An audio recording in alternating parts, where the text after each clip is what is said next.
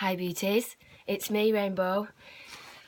Really felt like I wanted to do a Rainbow's medicine. I know I've not been doing them weekly. This winter has been really chunky for me, really moving through some healing processes, moving around a lot, getting rid of my van and so much change. So I haven't been in the world as presently as I'd have liked to have been, really, to be able to do these weekly videos, but I'm getting settled in Hebden now, feeling grounded, and with the spring coming back, I'm feeling really energised and like I'm clearing so much. So really feel passionately today to talk about definitions and how we define ourselves as people, and thinking about the ways that I define myself. And sometimes it puts me in a box, and within that box I'm restricted by the way I've defined myself within that box. And thinking about, the healing journey and unpacking our things, we define ourselves so much by what has gone before. And really, in truth, we're undefinable. Really, we are undefinable. The truth of what we actually are, man has quested and quested and pondered and mused for since we were able to think. If we have come through some form of evolution, the earliest Homo sapiens had really small frontal lobes, and neuroscience has beautifully shown us now that it's here where we do a lot of problem solving, a lot of thinking, and creativity, I suppose, is enabled by our ability to work out logically how to create, how to bring something into being. So we've pondered on this since the dawning of our species. What is it that we are? And really, it's immeasurable. It's undefinable. And so some of us may define ourselves by what we've been through. We might say we are somebody that's been abused. We might say we are somebody who's been abandoned. And straight away, even though we want to acknowledge what we've been through, by labelling ourselves in that way, we are defining ourselves as a victim. Now, I work with a victim complex on some retreats and with one-to-one, but there's a difference between being a victim to being somebody that's been the victim of a perpetration that we can acknowledge that was wrong, that shouldn't have happened to you. But sometimes when we're in the victim complex, it can be like, we're stuck with that, like conditioned by the abuse, and I'm broken in some way because of it. So that victim complex then becomes something that isn't serving us, that isn't empowering to us. So we can do some alchemy around that by not defining ourselves as a victim in that sense, but defining ourselves as someone who's choosing to acknowledge the pain within them that's come from the perpetration that happened to them. And then we can engage in proactive methods to unburden ourselves from that pain, to release ourselves from the conditions and reclaim our innocence, reclaim our divinity, and not hold on to concepts like shame, not hold on to concepts like being a broken person. And then other ways we define ourselves is like, I'm a vegan, and sometimes I find that quite hard. I define myself as a conscious person that really wants to honour life and honour the earth. And in this day and age, there's so much more we can be conscious of. So that label that I give myself, that wanting to be more conscious, the way I've defined myself, sometimes puts a real pressure on me. Like, I don't want to use chemicals, I don't want to use plastic. And then you really start thinking about the extent of this, living in that consciousness of what's going on and choosing not to harm anything. Like palm oil, can't use palm oil because it's bad. Even now recently, like realising how much they enslave bees to make almond milk, so can't have almond milk. And so there's so many restrictions, the walls are getting closer and closer in. And there's a guilt complex that then comes with that. So if I redefine myself, instead of somebody who's striving to be as ethical as they possibly can be, I don't make it like a dictatorship with myself. If I define myself as somebody who's doing the best within their limits to live ethically, that means that some days, for convenience, I might really need to indulge in some breakfast cereal, and I haven't got any hemp seeds, so I can't make some hemp milk. Then I can go to the shop and I can get some almond milk and just be really grateful that I can do that and not give myself such an hard time for it. And then there's other things that, other people might define themselves as. They might define themselves as divorced, and so that might then make them feel a bit like a failure, like they had a failed marriage, which isn't true. It was just a happening that didn't work out. So then on the other side of that, there's somebody that's gone through a learning and they're now free again to try again if they choose to or not. They're a person that's doing the healing on that happening and then coming to another place of rest. So they're not always somebody that's trapped in the loop of that definition of themselves. I've often attempted to lose weight by going to the gym, and I've defined myself as somebody who's going for training, who's going to lose weight. And sometimes that's a really difficult thing as well, so you end up feeling like a failure. So if we just change that again, alchemize that in somebody that's attempting to start a new habit with themselves, it's a little bit more gentle and it gives a bit more space. And so this spring, I'm really working with those concepts. And in the past, I've defined myself as somebody that struggled with self-love. And when you stay in that mindset, like I struggle with self-love, it becomes something that's embodied.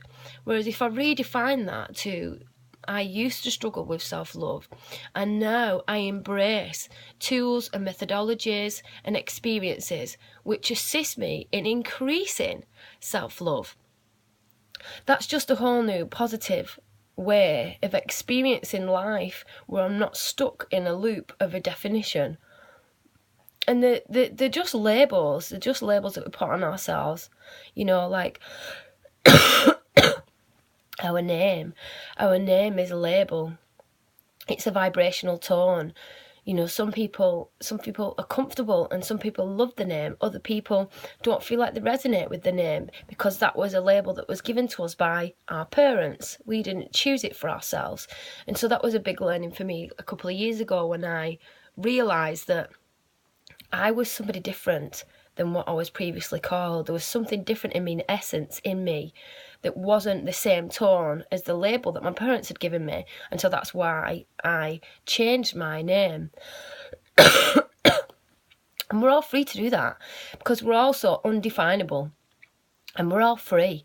So we're claiming our freedom through doing things like this, through not redefining ourselves and putting ourselves in a different kind of box, but working with this concept of the restrictions that we place upon ourselves by the way that we define and label the things that we're doing. And I'm encouraging and inviting everybody to work with this concept. What are the walls that you've put around yourself by the way that you've defined yourself?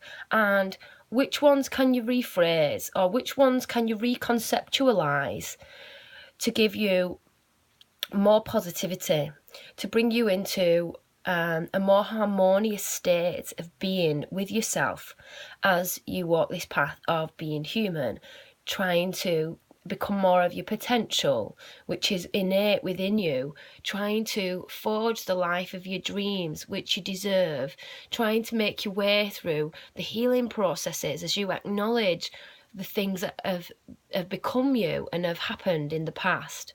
Things that you've lost, things that didn't happen, little dreams that you thought would manifest but didn't come into fruition. All of these things are happenings, and they're valid happenings, and they deserve acknowledgement and processes.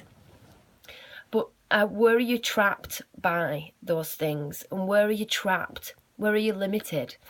And let's open all of these gates. Let's free ourselves from it. Let's knock all of these walls down with joy, with the breath of the dragon. With the beating of the dragon's wings, with a swoosh of the dragon's tail.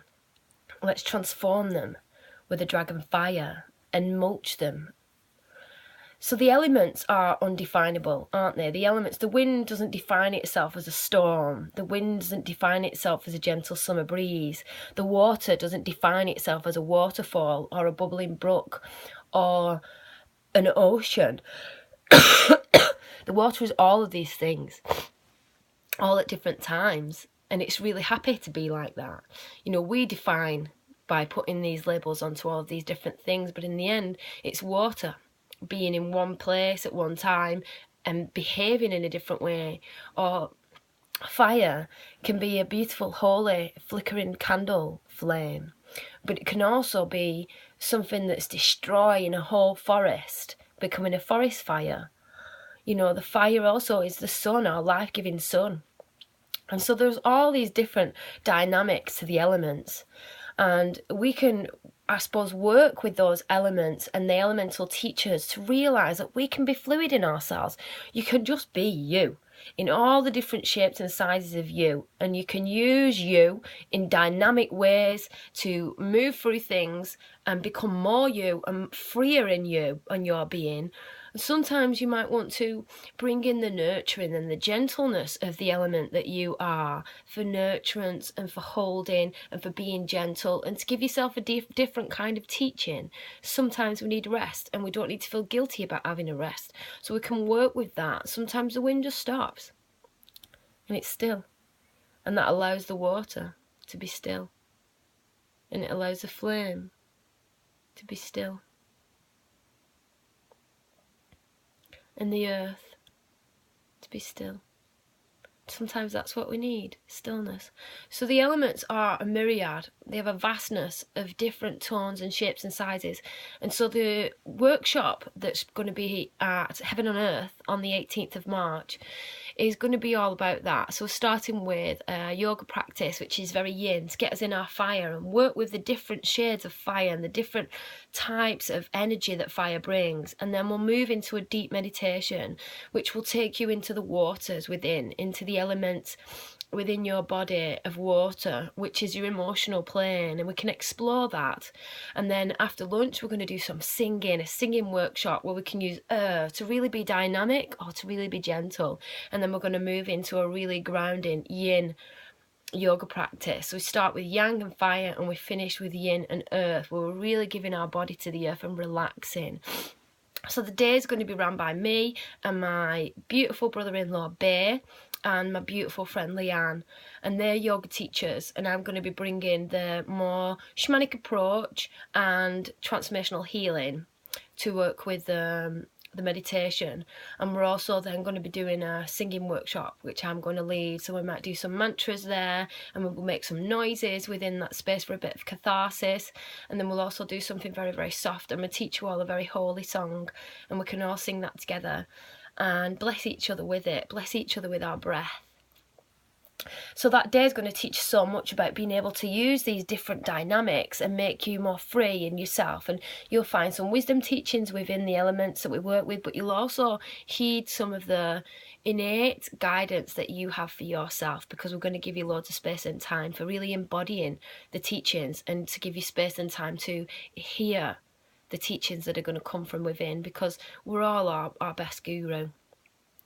So you'd be very welcome there. The price is $55 if you earn a decent amount of money, $44 if you're on a low wage, and $33 if you're not earning anything.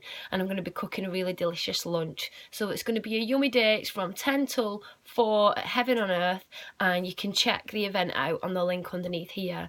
It'd be so lovely to see so many people there. Then we can really share in the lunchtime and have a really good, you know, succinct sharing at the end together in circle. So you're very, very welcome. If you've got any questions, or you want to have a little chat with me, or you want to check any of us out, our profiles are on the event page description. And yeah, just wanting to really help us to come into our own powers this year, even accepting everything that we've been through, but turning and looking towards the future and how we can really help ourselves to grow, and how we can be really in the driver's seat of destination to our dream life, and realising that every single day we're more in the potential of our being than we were the day before. And so that's it. Every day you're at maximum potential. And that's a wonderful thing. All right.